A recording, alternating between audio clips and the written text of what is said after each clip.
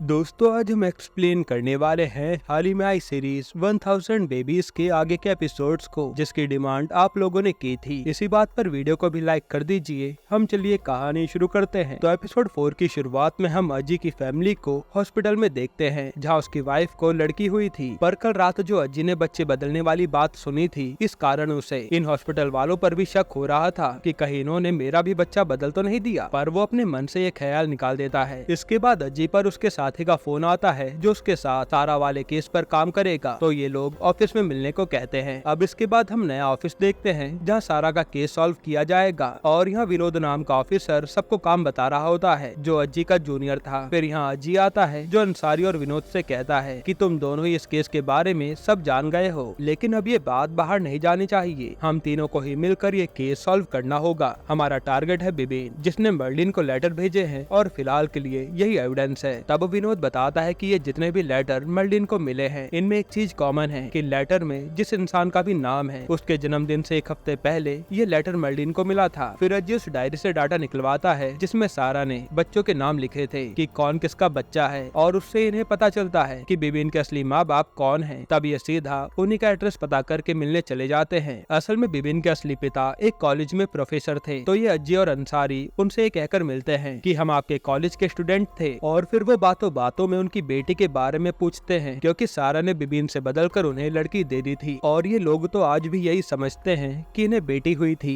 खैर अब यहाँ बातों बातों में प्रोफेसर बताता है कि रेणुका तो कुछ साल पहले ही मर गई। एक शाम वो अपने जन्मदिन मनाने गई थी, जिसके बाद उसके दिल में दर्द हुआ और वो चल बसी। अब ये सुनकर दोनों बाहर आते हैं, और अजी कहता है कि मर्लिन पर 2014 में पहला लेटर आया था, जिसके एक हफ्ते बाद रेणुका का जन्मदिन पड़ा और वो मारी गई। ये कोई इत्तेफाक की बात नहीं है, जरूर इसमें भी बिबिन का ही हाथ है। फिर अजी कहता है कि ये केस उस समय पुलिस वालों ने हैंडल किया था, तो हमें ये पता लगाना होगा कि उस समय पुलिस वाला कौन था। अब ये थाने में आकर जानकारी निकालते हैं, तो पता चलता है कि रेणुका की अटैक नहीं बल्कि ड्रग ओवरडोज के कारण मौत हुई थी। ये जानकर तो इनके होश उड़ जाते हैं, और फिर ये दोनों उस टाइम ये केस जिस ऑफिसर ने हैंडल किया था उसका एड्रेस लेकर चले जाते हैं। फिर जब ये उस पुलिस वाले के एड्रेस पर आते हैं, तो वो बताती है कि मैंने ही रेणुका का केस संभाला था, और हमने ये बात फैलाई थी कि रेणुका अटैक के कारण मारी गई, क्योंकि उसके पिताजी एक रेप्यूटेड प्रोफेसर थे। ऐसे में अगर ये बात बाहर आती कि उनकी बेटी खुद ड्रग्स के कारण मारी गई, तो ये अच्छा नहीं होता। तब अजी कहता है कि मैम उस टाइम पर रेणुका के दोस्त भी तो मौजूद होंगे ना बर्थडे पार्टी में, तो मुझे उनसे मिलना है। तब ये ऑफिसर अपने जूनियर से कहकर अज्जी को रेणुका के दोस्तों की इन्फॉर्मेशन दिलवा देती है। अब अगले दिन हम अज्जी को रेणुका के कलीग्स के साथ देखते हैं, जहाँ अज्जी उन्हें बड़े प्यार से समझाता है कि आप बस सच बताइए, हम किसी को कुछ भी नहीं कहेंगे। ये रेणुका कैसी लड़की थी। तब उसकी फ्रेंड बताती है कि वो थोड़ा एटीट्यूड में रहती थी, और जब हम अच्छे दोस्त बने तो उसके घर गए थे, तब पता चला कि वो तो अपने माँ बाप से बहुत ही बुरी तरह से बात करती थी। उसका ऐसा रवैया हमें बहुत बुरा लगता था, पर हम उसे कुछ कह नहीं पाए। फिर अज्जी पूछता है कि आप लोगों ने कभी इस आदमी को देखा है क्या, जिस पर एक लड़का बताता है कि ये तो हर्षन है, ये हमारे ऑफिस में ही काम करता था, जहाँ इसकी दोस्ती धीरे धीरे रेणुका से हो गई थी, और दोनों अक्सर ही सुट्टा मारने छत पर जाया करते थे। फिर एक लड़की बताती है कि हर्षन का नेचर बहुत ही अच्छा था, वो सबकी मदद करता था, यहाँ तक कि वो रेणुका के मम्मी पापा को भी पसंद आ गया था, पर वो रेणुका तो ज्यादातर नशे में ही रहने लगी थी। फिर अज्जी पूछता है कि उस दिन रेणुका की पार्टी के लिए तुमने फ्लैट ही क्यों चुना, कोई क्लब क्यों नहीं। तब दूसरा लड़का बताता है कि हम जब भी पहले क्लब जाते थे, तो रेणुका अक्सर नशे की हालत में कलेश कर देती थी, जो हमें भुगतना पड़ता था। इसलिए हमने हर्षन के कहने पर वहीं पास के फ्लैट में पार्टी करने का डिसाइड किया था। फिर हमें पास्ट का सीन दिखाते हैं, जहाँ रेणुका अपने बर्थडे से गायब हो गई थी, और उसके दोस्तों ने जब उसे ढूंढना चालू किया, तो वो अपनी कार में मरी हुई पाई गई। फिर प्रेजेंट में रेणुका के दोस्त बताते हैं कि रेणुका और हर्षन काफी क्लोज आ गए थे, जिसकी मौत के 2 महीने बाद हर्षन ने अपनी नौकरी छोड़ दी, और अब पता नहीं वो कहाँ है। तब अज्जी पूछता है कि हर्षन रहता कहाँ था, तो 2 लड़कियों से हर्षन का रूम दिखा देते हैं। अब यहाँ का लैंडलॉर्ड कहता है कि हर्षन मेरा किराएदार था, लेकिन वो लड़का बहुत ही अच्छा था, उसका कुछ सामान तो आज भी यहाँ पड़ा है, जिसकी अज्जी फोटो खींच लेता है। फिर ऑफिस जाते समय अज्जी अंसारी से कहता है कि पक्का इसी बिबिन ने रेणुका को मारा है, पर कैसे यही पता लगाना है। साथ ही अज्जी दूसरे लेटर में मिले देवन का नाम भी लेता है कि अगर ये रेणुका मर चुकी है, तो देवन भी मर चुका होगा। अब उसका भी पता लगाते हैं कि इन सबका कनेक्शन क्या है, और ये बिबिन किलर क्यों बन गया। यहीं पर एपिसोड 4 खत्म होता है। एपिसोड 5 की शुरुआत में अज्जी देवन की सारी इन्फॉर्मेशन पता करके अपने साथियों को बताता है कि देवन एक टाइम पर अपने गांव में पावरफुल नेता बनता जा रहा था, और वो साल के इलेक्शन में खड़ा होता तो पक्का जीतता। लेकिन जब मर्लिन को बिबिन का दूसरा लेटर मिला, तो उसके ठीक एक हफ्ते बाद देवन ने अपने जन्मदिन पर अपनी जान दे दी। यानी इसमें भी बिबिन का ही हाथ है। फिर अज्जी सारा की दीवार वाली इन्फॉर्मेशन को देखकर बताता है कि देवन को भी सारा नहीं बदला था और देवन के पिता का असली बेटा सुनीर था। पर ये समझ नहीं आया कि 1000 बच्चों में से बिबिन ने देवन को ही क्यों मारा। इसके बाद हम एक लड़के को देखते हैं जिसके पिता मीट की दुकान चलाते हैं और ये लड़का कोई और नहीं बल्कि सुनीर था, जिसे सारा ने देवन से बदल दिया था। तब यहाँ सुनीर की बातों से हमें पता चलता है कि वो अपने पिता से बहुत डरता है, जो उसे बात बात पर गालियां सुनाते रहते हैं, पर वो उन्हें कुछ कह नहीं पाता। इसके बाद वहाँ पनीर से मिलने अज्जी आता है और वो उसे बिबिन की फोटो दिखाकर पूछता है कि क्या तुम इसे जानते हो, जो देखकर सुनीर कहता है कि ये तो नाइसम है, मेरा दोस्त, और वो अज्जी को नाइसम की उसके साथ एक फोटो दिखाता है। अब यहाँ से कहानी पास्ट में जाती है, जहाँ आज बिबिन नाइसम बनकर सुनीर से मीट खरीदने आता है और फिर धीरे धीरे उससे दोस्ती बढ़ा लेता है। ऐसे रोजाना मिलने से नाइसम की दोस्ती उससे गहरी हो जाती है। फिर एक दिन नाइसम सुनीर से कहता है कि जब तेरे पापा तुझे इतना परेशान करते हैं तो तू कुछ करता क्यों नहीं, जिस पर सुनीर कहता है कि मैं उनका गुस्सा सिर्फ इसलिए सहन करता हूँ ताकि वो घर जाकर मेरी माँ पर न चिल्लाए। फिर नाइसम सुनीर से कहता है कि मेरे पास 3 लाख रुपए कैश पड़े हैं, वो मैं तुम्हें रखने के लिए देता हूँ, मैं कल ही शहर जा रहा हूँ इसलिए, फिर जब मैं कभी लौटूंगा तो तुम मुझे दे देना, वैसे मुझे अब इन पैसों की ज्यादा जरूरत नहीं है। जिस पर सुनीर मान जाता है और अगले दिन ही आकर नाइसम उसे पैसे दे देता है और फिर वो वहाँ से निकलते समय पूरी फैमिली की फोटो लेकर वहाँ से चला जाता है। इसके बाद हम ऑफिस में अज्जी को देखते हैं जो कहता है कि अब हमें देवन के बारे में पता करना है। फिर अगले दिन अज्जी अंसारी के साथ देवन के गुरु से मिलने जाता है जो उसे पॉलिटिक्स में लाए थे। वो बताते हैं कि देवन तो मुझसे भी अच्छा भाषण देता था, अगर कोई उसका भाषण सुन ले तो उसमें जोश आ जाता था। फिर वो बताते हैं कि उसकी एक वीडियो काफी वायरल हो गई थी, जिसके बाद उसकी आत्महत्या की खबर आई, पर देवन जिस पार्टी से खड़ा हो रहा था उन्होंने मामला दबा दिया ताकि पार्टी का नाम खराब ना हो। फिर वो अज्जी को जाते जाते कलेश नाम के आदमी के बारे में बताते हैं कि वो देवन का सबसे करीबी था। अब यहाँ से अज्जी सीधा कलेश का पता करके उसके पास आता है और देवन के बारे में पूछने लगता है, जिस पर कलेश भी डर के मारे बताता है और सीन पास्ट में जाता है जहाँ आज देवन आने वाले इलेक्शन के लिए भाषण दे रहा था और वो कहता है कि हमें बीफ मांस मच्छी खाने वालों से दूर रहना चाहिए। इसके बाद हम देवन और कलेश को बात करता हुआ देखते हैं, जहाँ कलेश कह रहा था कि एक मौलवी ने अपनी बीवी और बच्चे को घर से निकाल दिया, इसलिए वो हमारे धर्म में आना चाहते हैं। जिस पर देवन कहता है कि अच्छी बात है, इससे तो मेरा नाम और फेमस हो जाएगा। यानी देवन जीतने के लिए कुछ भी करने को तैयार था। फिर देवन उस आदमी को मिलने बुलाता है और हमें पता चलता है कि ये कोई और नहीं बल्कि नाइसम ही है, जो आकर कहता है कि अब मेरे परिवार को आपके धर्म में आना है और वो सुनीर की फैमिली फोटो दिखाकर कहता है कि यही मेरा परिवार है। जिस पर देवन उसे अपने साथ ही रख लेता है कि चुनाव के बाद सब सही करवा दूंगा। अब ऐसे दिन बीतते हैं और नाइसम धीरे धीरे देवन का खास आदमी बन जाता है। अब एक दिन जब देवन का जन्मदिन आने वाला होता है तब सब लोग पार्टी करते हैं और अंदर आकर नाइसम देवन को मीट ऑफर करता है, जो देखकर देवन तो खुश हो जाता है और कहता है कि अरे कितने दिनों बाद खाने को मिल रहा है। तब देवन मीट खा जाता है और फिर अगले दिन जब ये लोग कहीं जा रहे होते हैं तब पता चलता है कि देवन की मीट खाने वाली वीडियो हर तरफ वायरल हो गई है, जिसके कारण उसे पार्टी से निकाल दिया जाता है और वो रात को उदास होकर देवन अकेला दारू पीते हुए जन्मदिन मना रहा होता है। पर उसके अगले दिन पुलिस को देवन की लाश मिलती है और ये साबित हो जाता है कि वीडियो वायरल होने के बाद उसने अपनी जान दे दी। अब प्रेजेंट में अज्जी कहता है कि इसमें भी बिबिन की ही चाल है और रिपोर्ट में पेस्टिसाइड तो देवन की बॉडी में पाया गया था, यानी ये सब काम नाइसन यानी देवन ने ही किया है। फिर अज्जी कहता है कि मुझे लगता है कि बिबिन के साथ कोई और भी है जिसने देवन की वीडियो बनाई होगी, क्योंकि कलेश ने बताया कि नाइसम तो उनके साथ ही खड़ा था। अब हमें बिबिन के साथी को भी ढूंढना है। यहीं पर एपिसोड 5 खत्म होता है। एपिसोड 6 की शुरुआत में अज्जी सीधा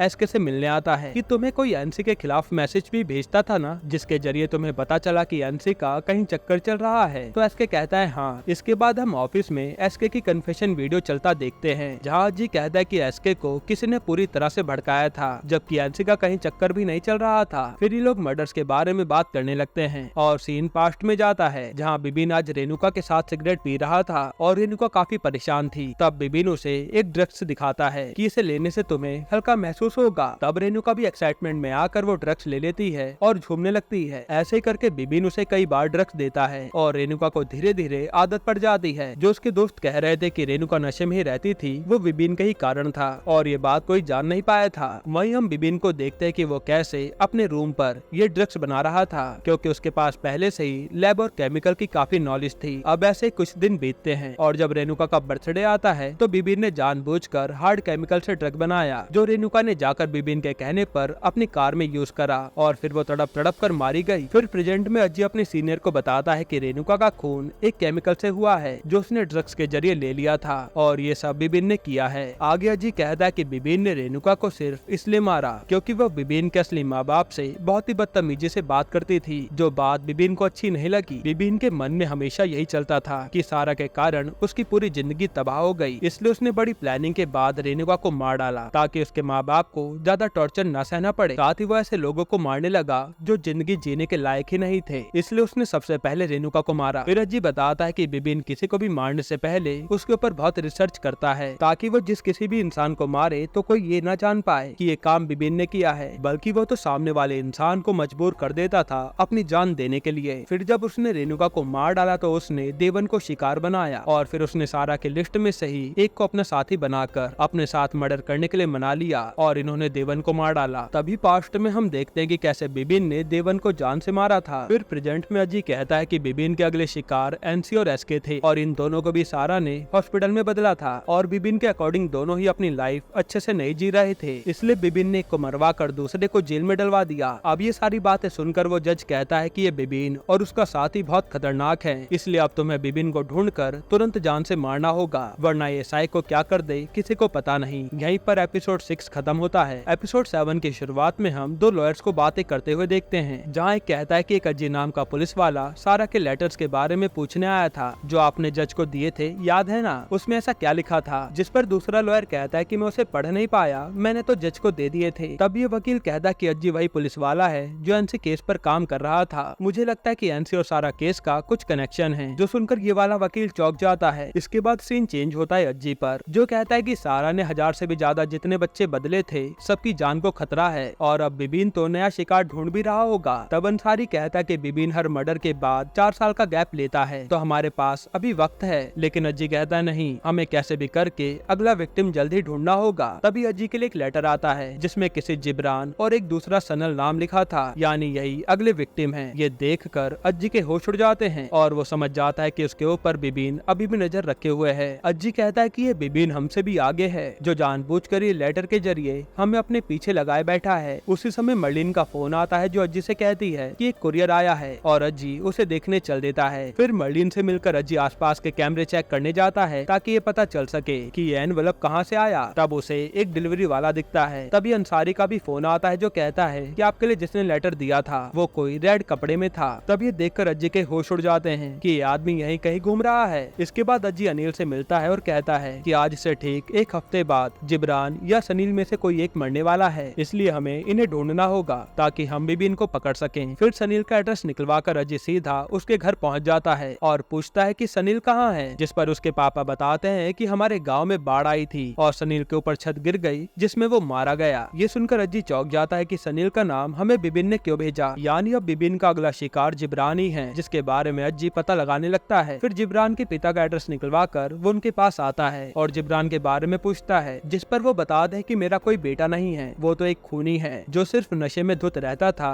और एक नंबर का सनकी था। आगे वो बताते हैं कि एक दिन जिब्रान उठा और सीन पास्ट में जाता है जहाँ जिब्रान के फोन का बैलेंस खत्म था, इसलिए वो अपनी माँ का फोन मांगने आता है और जब उसकी माँ ने फोन देने से मना कर दिया तो गुस्से में आकर उसने अपनी माँ को ही बड़ी बेरहमी से मार डाला, जिसके बाद उसे 6 साल की सजा हो गई। फिर जिब्रान के पापा आगे बताते हैं कि सजा के बाद वो फिर से यहाँ आया था अपनी माँ की तस्वीर देखने, पर वो इतना नीच है कि अपनी माँ की तस्वीर से उसने मंगलसूत्र ही चुरा लिया और फिर वो आज तक नजर नहीं आया। पर तभी एक आदमी कहता है कि लाइका ने जिब्रान की नौकरी लगवाई थी। ये सुनकर अज्जी सीधा लाइका के पास आता है और उससे जिब्रान के बारे में पूछता है, तो ये आदमी इन्हें उस दुकान का पता दे देता है जहाँ उसने जिब्रान को काम पर लगवाया था। अब यहाँ से ये लोग सीधा उसी दुकान पर आते हैं जो शहर से काफी दूर थी और वहाँ दुकान के पास वाला आदमी जिब्रान के बारे में बताता है कि वो कहाँ रहता है। तब ये लोग उसी एड्रेस पर जाते हैं तो वो आदमी कहता है कि वो तो काफी टाइम पहले यहाँ से चला गया, पर उसके नाम से एक नोटिस आया था जो वो अज्जी को दे देते हैं। इसमें एक नंबर लिखा था। तब अंसारी उस नंबर पर कॉल लगाता है लेकिन वो लगता नहीं, तो अज्जी कहता है कि ये नंबर साइबर सेल वालों को भेज दो, पता तो चले कि आखिर नंबर कहाँ एक्टिव हुआ था। इसके बाद ये लोग बैठकर चाय पी रहे होते हैं। तभी विनोद पर साइबर सेल का मैसेज आता है जो इन्हें उस फोन की लोकेशन बता देते हैं। तब ये लोग सीधा वहाँ जाने लगते हैं। फिर जैसे ये दोबारा नंबर ट्राई करते हैं तो इस बार कोई फोन उठा लेता है और वो एड्रेस बता देता है कि आप ये फोन यहाँ से ले जा लो। अब जैसे ये लोग वहाँ पहुँचते हैं तो ये ढाबे का मालिक निकलता है जो बताता है कि एक आदमी रोज हमारे यहाँ खाना खाने आता था, पर एक दिन उस पर पैसे नहीं थे तो उसने ये फोन यहाँ गिरवी रख दिया और फिर कभी लेने नहीं आया। फिर जैसे ही मैंने फोन ऑन किया तो आपका फोन आ गया, इसलिए मैंने आपको बुला लिया। तब अज्जी उसे जिब्रान की फोटो दिखाता है तो मालिक कहता है कि मुझे चेहरे याद नहीं रहते और वो अपने चेले से कहता है कि इन्हें बता क्या ये वही आदमी है। जिस पर वो लड़का कहता है कि ये तो जिबूर भैया हैं, मैं जानता हूँ इन्हें कि ये कहाँ रहते हैं। तब ये लोग उसे साथ में चलकर जिब्रान का पता बताने के लिए कहते हैं। अब यहाँ से ये लोग सीधा एक जगह पर आते हैं जहाँ एक कमरा था और लड़का कहता है कि वो यहीं रहते हैं। तो विनोद और अज्जी तो सीधा जिब्रान को पकड़ने चल देते हैं। वहीं विनोद के कहने पर अंसारी उस लड़के को वापस छोड़ने जाता है। अब यहाँ ये दोनों अंदर जाते उससे पहले कोई बाहर निकलता है और ये कोई और नहीं बल्कि बिबिन था, जो देखकर इन्हें हंसता है कि आखिर तुम आ ही गए। इसके बाद सीन पास्ट में जाता है जहाँ सारा ने बिबिन को बता दिया था कि कैसे उसने बिबिन को उसके असली माँ बाप से अलग किया और अपनी कठपुतली बनाकर रखा। ये देखकर बिबिन से रहा नहीं जाता और वो सारा को मारकर भाग जाता है। साथ ही वो अपने साथ सारा की डायरी भी ले गया था जिसमें सारा ने सारे बच्चों की डिटेल लिखी थी। फिर अब बिबिन कहता है कि मैंने ही उन सबको मारा है। तो अज्जी पूछता है कि वो जिब्रान कहाँ है, जिस पर विनोद अंदर जाकर चेक करने लगता है पर वहाँ कोई होता नहीं। तब बिबिन कहता है कि जिब्रान तो पिछले साल ही अपने बर्थडे पर जलकर मारा गया। फिर बिबिन कहता है कि अब मुझे भी मार दो ना, पर मेरे मरने के बाद भी ये मौत का सिलसिला खत्म नहीं होगा क्योंकि मैंने और लोग तैयार कर लिए हैं। तब अज्जी तो उसे अरेस्ट करने लगता है कि अब तू जेल में मुझे सब कुछ डिटेल में बताएगा। लेकिन तभी वहाँ विनोद बंदूक निकाल कर सीधा बिबिन को शूट कर देता है और अज्जी देखता रह जाता है। फिर वो विनोद से कहता है कि ये तुमने गलत किया, इसके जरिए हम इसके और भी साथियों तक पहुँच सकते थे। जिस पर विनोद कहता है कि मुझे जैसा ऊपर से ऑर्डर मिला था मैंने तो वही किया है। और अज्जी बेचारा सोच में पड़ जाता है कि अब खूनी कौन होगा कैसे पता चलेगा। वहीं हम अंसारी को देखते जो लड़के को वापस छोड़ने जा रहा था, लेकिन तभी उसे किसी का मैसेज आता है और वो कार साइड में ले जाकर बंदूक लोड करने लगता है। फिर हम एक डायरी का सीन दिखाते हैं जिसमें 1985 लिखा था और यहीं पर ये सीरीज खत्म होती है। यानी दोस्तों अब इसके अगले सीजन में हमें देखने को मिलेगा कि कैसे अज्जी अगले किलर को पकड़ता है, जो कि देखने में मजा आएगा। आपको ये सीरीज कैसी लगी हमें कमेंट में जरूर बताइएगा और इसके अलावा आप कौन सी मूवी या वेब सीरीज का एक्सप्लेनेशन चाहते हैं वो भी कमेंट कीजिएगा। बाकी अगर आपको हाल ही में आई एक कमाल की सीरीज देखनी है तो आप ये वीडियो देख लीजिए।